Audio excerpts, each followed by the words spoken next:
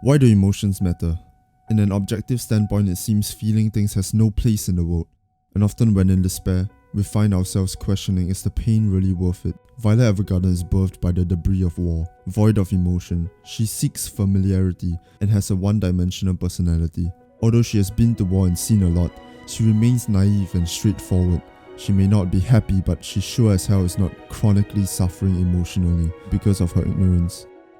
As the show progresses, she learns how to feel. She discovers herself and why things matter. However, every situation's emotional intensity to her is tenfold. She cries more, sees things in a different light. At the same time, she smiles more and sees more color in this world. Learning to feel is learning to be vulnerable. Being vulnerable is terrifying. What even is the point?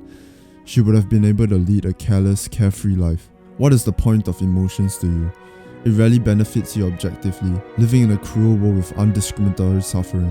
What is the point of developing attachment to things and people when they disappoint you more often than not? Happiness is unpredictable and objectively should never be used as a consideration in making decisions. Often the happiness people commonly indulge in only lasts within the activity or the event. Happiness that ends when the activity ends is not real happiness to me. Living a life based on how you feel at each moment, avoiding all the hurt and suffering, and focusing on experiencing the happy now is a life of no meaning.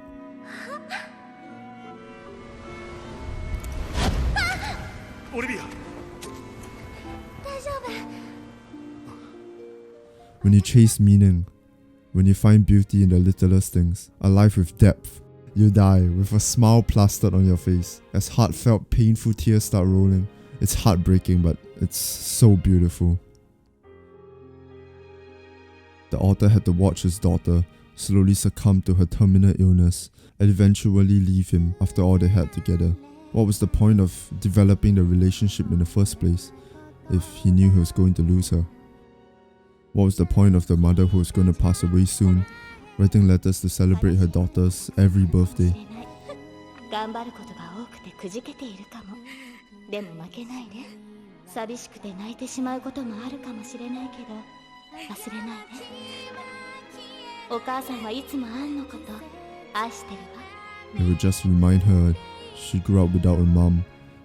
It will make her feel empty and unfortunate. When you care about something deeply, something that exists out of your own life, we transcend the intrinsic traits of traditional human instincts. Our brains evolved to survive, yet why is it we can care about things outside of our own lives? We can make sacrifices, we can feel empathy, and deathly grief for things that technically doesn't have to matter.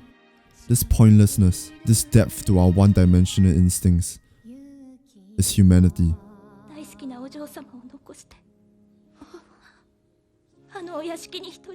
And this is what makes us magnificent creatures. I used to think the purpose of life is happiness, and that should be the focus and the reason for the chase. Maybe you study so with better grades you're happier, more stable. Maybe you can find a better job, easier ways to take care of your family so it's more comfortable, and therefore you will lead a happier life. But if you choose happiness as your compass, the decisions you make will be completely distorted and baseless. Happiness will not help you achieve those goals earlier, because you will succumb to all things that make you happy as soon as possible. We need a deeper drive, we need a deeper goal. Happiness will easily be a byproduct of your search for purpose, fulfillment, authenticity, progress and legacy. Living a life searching to be happy constantly is a shallow and meaningless one. Happiness should not be the goal, it is merely the byproduct of fulfillment. Taking care of those around you, how you deal with obligatory circumstances, establishing your presence in this world, noticing beauty in the smallest things, and finding meaning and depth in the littlest processes taking place around the world. When you fully appreciate being vulnerable and stand there taking everything in, you'll see the beauty in children playing, sun rays beaming across infrastructure, the cool breeze against your skin. You open your eyes to something magnificent, and it is phenomenal. To a better world.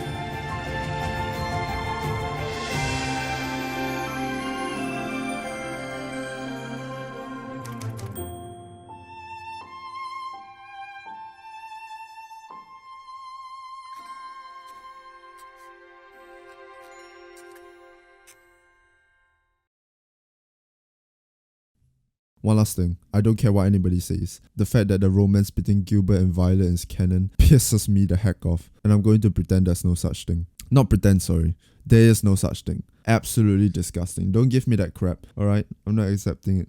He was 22 when she was 9.